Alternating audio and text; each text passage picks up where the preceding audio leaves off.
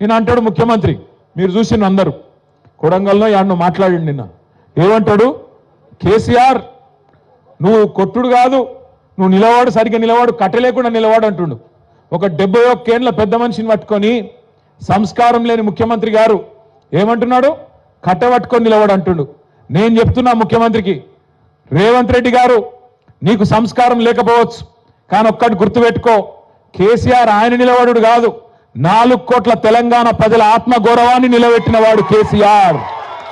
తెలంగాణ అనే రాష్ట్రాన్ని ఏర్పాటు చేసి దేశం ముందు సమున్నతంగా నిలబెట్టిన వాడు కేసీఆర్.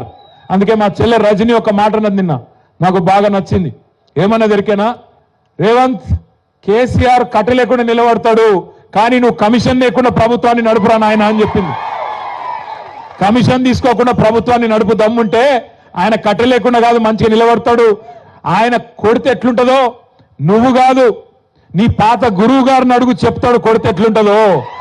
నీ ఇప్పుడు గురువుని అడుగు, నీ గురువుని అడుగు, రాహుల్ గాంధీ వాళ్ళ అమ్మని అడుగు, చెప్తుంది ఎట్లా ఢిల్లీ మెడలు వంచి తెలంగాణ తెచ్చిండో కేసీఆర్ కొడితే ఎట్లుంటుందో ఆ దెబ్బ తిన్నోళ్ళని అడుగు, తెలుస్తుంది.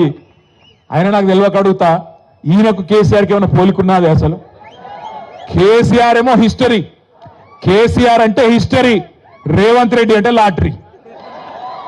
టికెట్ కొనకుండా లాటరీ గెలిచిపోయాడు, టికెట్ కొనకుండా లాటరీ గెలిచినాడు రేవంత్ రెడ్డి.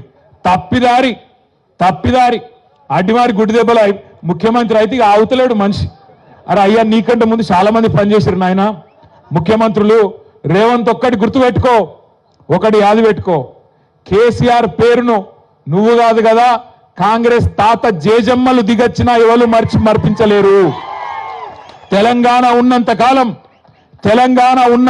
తెలంగాణ రాష్ట్రం ఉన్నంత కాలం తెలంగాణ ఎవరు తెచ్చిండ్రు అంటే ఎవరంటారు? మరి గిట్లున్నాక ఆయన ఏం బిక్తాడు నాకు అర్థం కాదు. నేనేమంటున్నా, మాటలు మస్తుగా చెప్పచ్చు రేవంత్ రెడ్డి లెక్క, నేను కూడా నరకచ్చు. అంబేద్కర్ అభయహస్తం అని పెడతా, కేసీఆర్ దళిత బంధు పెట్టి 10 లక్షలే ఇచ్చిండు, నేను 12 లక్షలు ఇస్తా అన్నాడు.